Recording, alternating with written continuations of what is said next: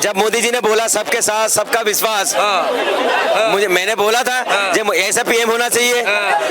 जब इलेक्शन हुआ था पता क्या बोले थे, जब मुसलमान की औरत ज्यादा बच्चा पैदा करती है तुम्हारा बैच छीन लेगा, तुमसे मुजरा करवाएगा, तुम्हारा माटी छीन लेगा, तुम्हारा बेटी छीन लेगा, तुम्हारा रोटी छीन लेगा। फिर ये भी बोला था मोदी जी ने जितना भी मुस्लिम महिला है मेरे बहन है। अब बहन के बारे में आप गलत भी बोल रहे हो। अच्छा, बीजेपी अगर हिंदूवादी सरकार हिंदू के लिए अगर सोच रहा है, मैं पेट्रोल कितना रुपया खरीद रहा हूँ, कितना रुपया खरीद रहा हूँ, आप कितने की खरीद रहे हो? 95। आपको 50 का खरीदना चाहिए था अगर हिंदूवादी सरकार होता। अगर कश्मीर का मुद्दा पकड़ लो, अगर कश्मीर में बोला जो हिंदू भाई प्लान कर रहे थे तो आपने कितना हिंदू पंडितों को लेके बैठाया आपने कश्मीर में? अच्छा, कितना बैठाया? अगर ऐसे ही हिंदूवादी सरकार आप बोल रहे हो, खाली मुसलमान में गरीब नहीं, हिंदू भाई में गरीब नहीं है, उनको आपने कितना सरकारी जॉब दिया, आपने तो उनका मकान को भी तोड़ा, मुसलमान का मकान को भी तोड़ा है। यही तो कार महोदय, इनसे कहिए मुल्ला जी से एक वीडियो ऐसे दिखा दीजिए जिसमें उन्होंने ये कहा हो कि मुसलमान से रोटी छीन लेगा, कारोबार छीन लेगा, घर छीन लेगा, या मतलब परेशान करेगा मुसलमानों को। एक वीडियो मुल्ला जी आप दिखाइए। मैंने तो आज तक कोई वीडियो नहीं देखी, हो सकता है पत्रकार महोदय आपने भी ना देखी हो, लेकिन अगर एक बात जैसे भी मुल्ला जी कह रहे थे हमारे कि सबका साथ सबका विकास, तो क्या मुल्ला जी आप क्या चाहते हो सिर्फ मुसलमानों का साथ और मुसलमानों का ही विकास करे? इन्होंने कहा थोड़े से बेचारे लोग थोड़े से जुमे की नमाज वाले दिन रोडों पर आके बैठ जाते हैं। आप रोड पर नमाज पढ़ना या रोड पर पाठ पूजा करना, मैं नमाज की बात नहीं कर रहा, मैं हमारे धर्म की भी बात कर रहा हूँ, पाठ पूजा करना कितना लाजमी है, कितना जायज है? बिल्कुल भी जायज नहीं है। और अगर सरकार उसमें वहां से हटाती है तो आप लोग हाथ में ईंटें पत्थर लेके सरकार के खिलाफ हो जाते हो, पुलिस प्रशासन के ऊपर पथराव कर देते हो। तो आप ये बात अपने भाइयों आपको एक बात बताऊंगा, सुन लोगों को, पत्रकार महोदय इनसे कहिए कैमरे पे बोले कि सड़क के बीच में नमाज पढ़ना सरासर गलत है। बिहार चुनाव का क्या माहौल लग रहा है इस बार आपको? बिहार में तो इस टाइम खिचड़ी पका हुआ है। अच्छा, कैसे खिचड़ी पका हुआ है? हार दल बहुत जोर शोर से वो कर रहा है। अच्छा, पसंद की और जो है क्या नाम है उनका, लालू जी का लड़का है, असदुद्दीन ओवैसी है, फिर नीतीश बाबू है। अच्छा। सब बढ़ चढ़ के बहुत। तो लग रहा है आपकी बार बिहार के अंदर नीतीश जो है डाउन दिखाई दे रहे हैं? हाँ, डाउन तो दिख रहा है, डाउन दिख रहा है। अच्छा, अगर डाउन नहीं दिखता तो 10,000 रुपये क्यों बांटा है? अच्छा, तो 10,000 रुपये जो बांटा वो कोई फ्री थोड़ी ना बांटा, तो लोन बांटा, सरकार की योजना थी कि हम महिलाओं को लोन दे रहे हैं। अच्छा, इलेक्शन है इसलिए बांट रहा है। अच्छा भाई, जब बाहर आया था बिहार में तब बांटना चाहिए था उनको। ये देखो, ये तो है, ये क्या है, लोगों को लालच दिखाना। देखिए सर, मैं ये नहीं कह रहा जो मोदी जी में बीजेपी में काटा है या कांग्रेस में काटा, किसी में नहीं। देखो, हमारे देश के अंदर जो भी विकास के लिए काम करता है वो सबको मिलजुल के करना चाहिए। मगर नेता लड़ता है, उसका पीसता कौन है? नेता थोड़ी पीसता है, जनता पीसता है। अच्छा, और बिहार में एक चीज बहुत बुरा लगता है मुझे, इतना बड़ा राज्य है बिहार, इतने सारे मंत्री बिहार में हैं, इतने सारे एमएलए मंत्री बिहार में हैं, मगर बिहार में फैक्ट्री नहीं है। अच्छा, गुजरात में फैक्ट्री ज्यादा मंत्री कम। अच्छा, तो ऐसा बिहार में भी हो सकता है। मगर देखिए, अभी तक तो प्लान मेरे नजर में दो, देखिए नीतीश बाबू का सरकार में बहुत सारा काम हुआ। मैं बता रहा हूँ आपको, जैसा रास्ता पहले कच्चा था पक्का हुआ है, रास्ता में थोड़ी काम करा है। अच्छा। मैंने गया भी था, मैंने देखा भी हूँ। तो हर चीज जो हम सरकार के सर में फोड़ेंगे तो अच्छा भी बात नहीं है। सरकार को टाइम भी चाहिए और जनता ने टाइम भी दिया। अच्छा। 20 साल हो गया नीतीश बाबू का सरकार, आज तक तो प्लान रोक नहीं पाया। अच्छा, प्लान कब रुकेगा? जब बिहार के अंदर बड़े बड़े कंपनी बनेगी, बड़े बड़े फैक्ट्री बनेगी, तभी तो लोग प्लान करना बंद करेगा। अच्छा, ठीक है। लेकिन एक बात बताइए, देखिए डेवलपमेंट को लेकर के बिहार के अंदर पहले जो पक्ष के लोग हैं जो मोदी सरकार के आरोप लगाते हैं, वो ये कहते हैं कि भाई बिहार को लालू प्रसाद यादव ने 100 साल पीछे धकेल दिया था। देखिए, अगर सर एक लालू जी को अगर टारगेट करेंगे तो और भी लोगों को टारगेट करना पड़ेगा। इसका मतलब क्या हुआ? अगर और उसका बच्चा चोर है तो मैं अपने बच्चों को चोर थोड़ी बनाएंगे। जो गलती दूसरे लोगों ने करे वो गलती बीजेपी सरकार क्यों करेगा? अच्छा। नहीं करना चाहिए। बीजेपी सरकार को तो काम पे वोट मांगना चाहिए। जे भाई मैंने स्कूल बनाया, मैंने कॉलेज बनाया, मैंने हॉस्पिटल बनाया, मैंने एम्स बनाया बिहार के अंदर, बड़े बड़े फैक्ट्री बनाया, मुझे वोट चाहिए। अच्छा। 10,000 रुपये बांटने की क्या जरूरत था? अच्छा। यही पैसे अगर केजरीवाल बांट रहा था तो कह रहा फ्री का रेबड़ी बांट रहा है। अच्छा। तो आप क्या बांट रहे हो? अच्छा। आप भी तो फ्री का रेबड़ी बांट रहे हो। अच्छा।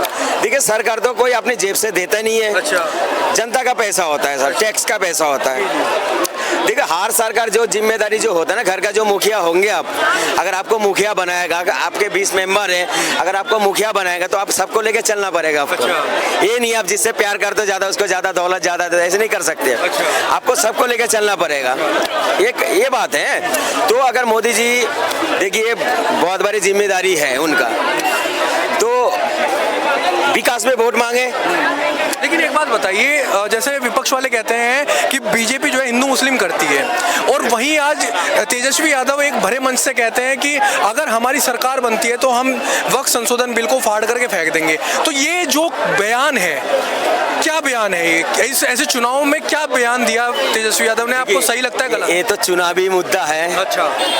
दिल जीतने के लिए है। हाँ। जब कानून जब पास होगा या कानून तोड़ा जाएगा, हाँ। तब आएगा नहीं कोई भी। अच्छा। आए थे क्या? हाँ। जो समर्थन करे सबने पीछे हट गया था। अच्छा। ये तो राजनीति का जुमला है इनका, अच्छा। लोगों को खुश करना। अच्छा। देखिए हमारे देश में कोई भी कानून बन रहा है वो तो न्यायपालिका तय करता है, ठीक है। अच्छा। कोई मंत्री कोई कुछ नहीं कर सकता है, न्यायपालिका। सांसद से हाँ पास होते हुआ है, उसके बावजूद ऐसी भाषा का प्रयोग करना कि एक संसद भवन से पास हुए बिल को आप उखाड़ करके नाली में फेंक देंगे, तो ये सही है? यही चीज उनको पार्लियामेंट में बोलना चाहिए था। अच्छा। चुनावी मंच पे क्यों बोलना है? तो कहीं ना कहीं हिंदू मुस्लिम की राजनीति, जो तुष्टीकरण की राजनीति है, वो करने लगे। एक बात बता रहा हूँ मैं सर, पहले अटल बिहारी वाजपेयी का सरकार थे। अच्छा। हम उनको दिल से सम्मान करते हैं, अभी भी याद करते हैं हम। ठीक है। हमें बहुत फायदा उनकी तरफ से मिले थे, तभी हम बोल रहे। उनका भी सरकार थे। पहले हमारा देशों का नेता मर जाते थे ना, लोग रोते थे। अच्छा। अब मरने पे खुश होता है, गाली बकते हैं। अच्छा। रीजन क्या है? स्तर इतना गिर चुका है राजनीति का। जैसा मोदी जी का अम्मी को गाली बकना, प्रियंका को गाली बकना, राहुल गांधी का अम्मा को गाली बकना, राहुल को गाली बकना, मोदी जी के परिवार को गाली बकना, ठीक है। जैसा क्या नाम है आपका, अखिलेश यादव का बीवी को गाली बकना, लालू जी को गाली बकना, ये तो स्तर गिर चुका है। पहले ऐसा नहीं था। पहले ऐसा मैं देखा ही नहीं हूँ अटल बिहारी वाजपेयी के सरकार, तब भी तो बीजेपी सरकार थे ना। उनके लिए देखिए अभी याद करते हैं, वो तो पार्लियामेंट में पुराना भाषण देख लीजिएगा उनको, इतनी कड़वा बात बोल देते थे, फिर भी लोग हंसते थे। क्यों? उनका मिठास थे उनकी भाषा में। फिर आपका मनमोहन सिंह भी थे, बताइए उनको किसी ने गाली बक्का? मगर बीजेपी लोग ने कितना मुद्दा उठाया, जो रैंक कोट पहन के नहाते हैं, इतना बुजुर्ग है वो, इतना उम्र दराज है। शायद जो है ना कांग्रेस में इनसे ज्यादा उम्र दराज कोई था नहीं, उनको लेके भी टिप्पणी करा। जैसा मोदी जी का अम्मी को गाली बका, ठीक है, इतने बड़ी पद में बैठा मोदी जी, उनका परिवार को गाली बकना बिल्कुल गलत है, उसमें कार्रवाई होना चाहिए, राजनीति नहीं होना चाहिए।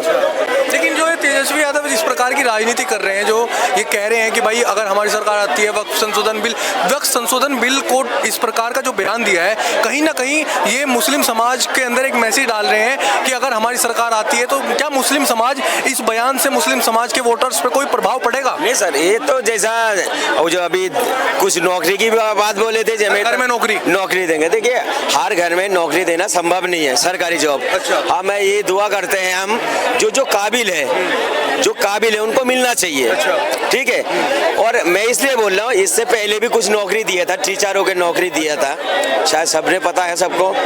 तो देखिए हर चीज जो है ना, सरकार बोलता तो है, चुनावी एक जुमला देता है।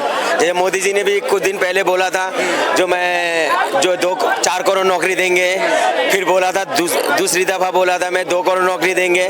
देखिए हर किसी को तो सरकारी जॉब देना संभव नहीं है।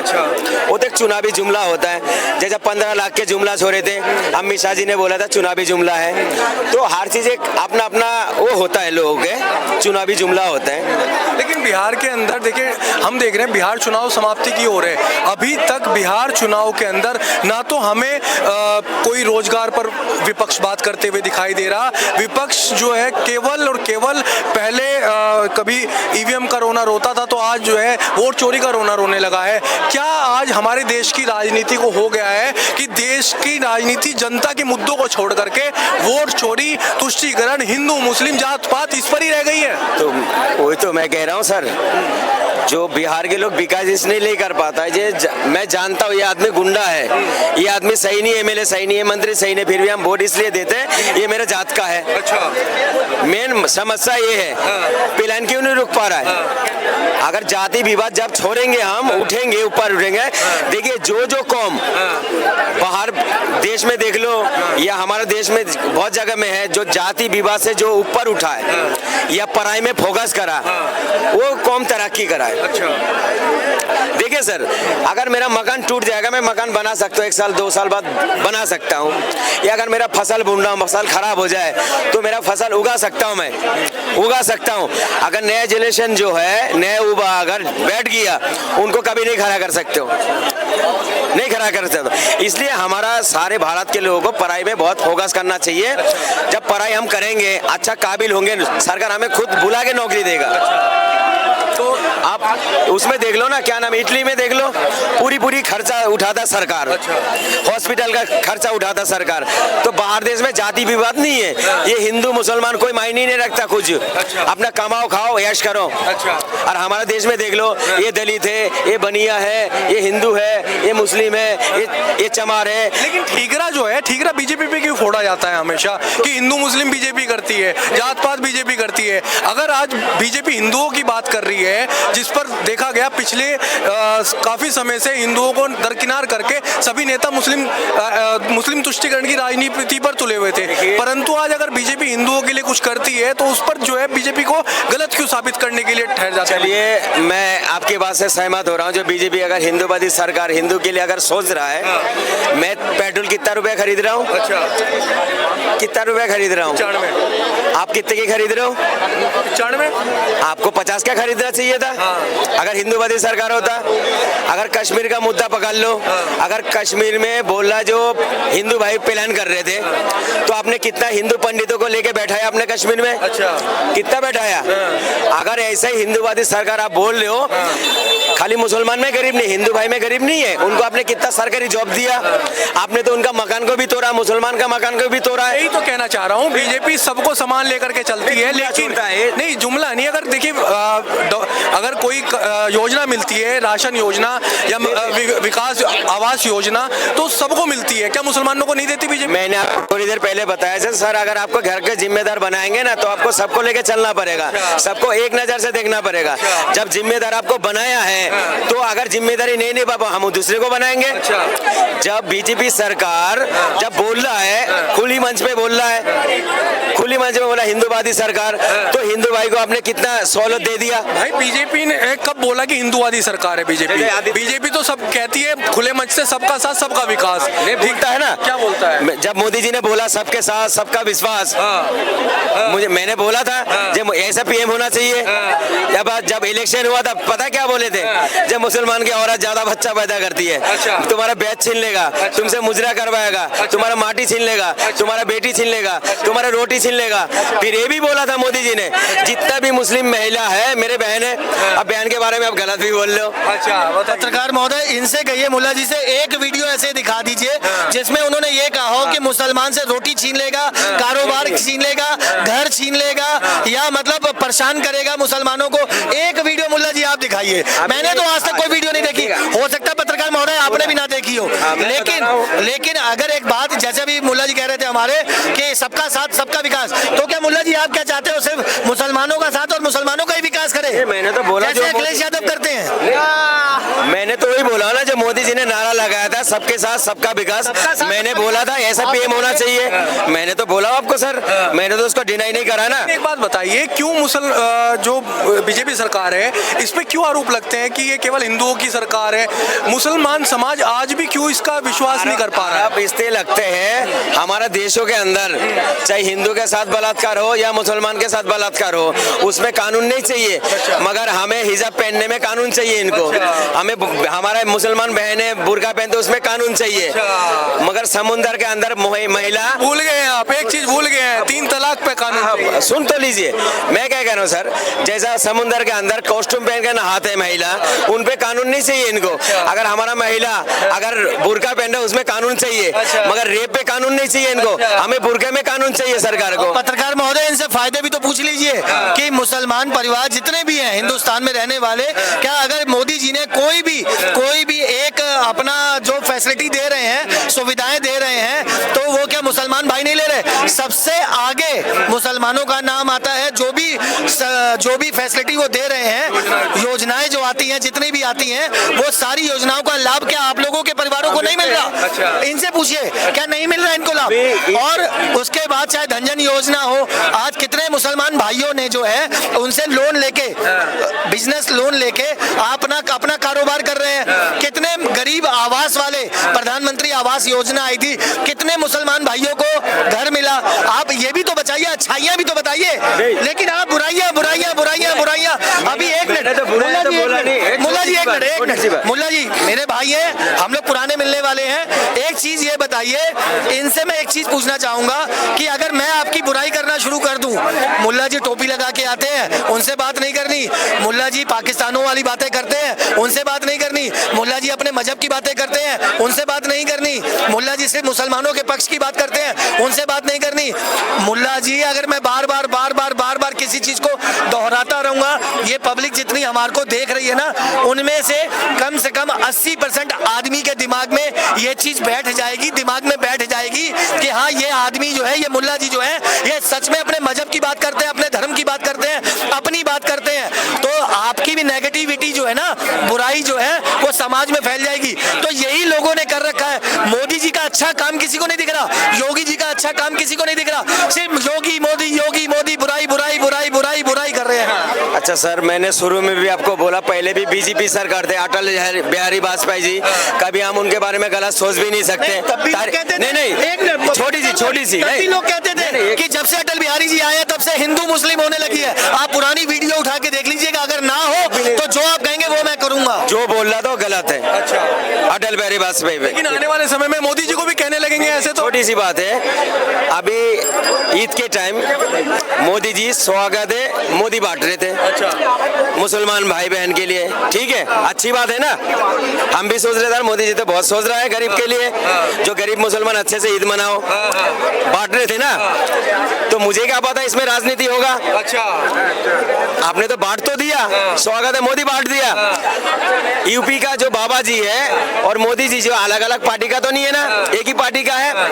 अब बाबा जी कहने लगा, आदित्यनाथ जी कहने लगा, जो छतों पे नमाज नहीं पढ़ोगे, रोडों पे नमाज नहीं पढ़ोगे। अच्छा, एक तरफ से मोदी जी तो स्वागत है मोदी बांट रहा है, और दूसरी तरफ से उनका जो है पार्टी के लोग मुसलमान को क्या कर रहा, छतों पे नमाज नहीं पढ़ोगे, रोड पे नमाज नहीं पढ़ोगे, अगर तुम्हारा लाइसेंस छीन लेगा, तुम्हारा आधार कार्ड कब वो कर लेंगे, जब्त कर लेंगे, पासपोर्ट रद्द कर देंगे।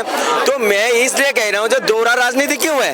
सरकार एक तरफ से सरकार एक तरफ से मदद कर रहा है मुसलमान को, और एक तरफ से आदित्यनाथ कह रहा है जो, लेकिन वो तो जो आप सुने, जो आप ये कहना चाह रहे हैं, अगर सरकार मदद कर रहा है, अगर योगी आदित्यनाथ कह रहे हैं कि सड़क पर आप नमाज ना पढ़ो, मस्जिदों में जाके नमाज पढ़ो, क्या गलत है?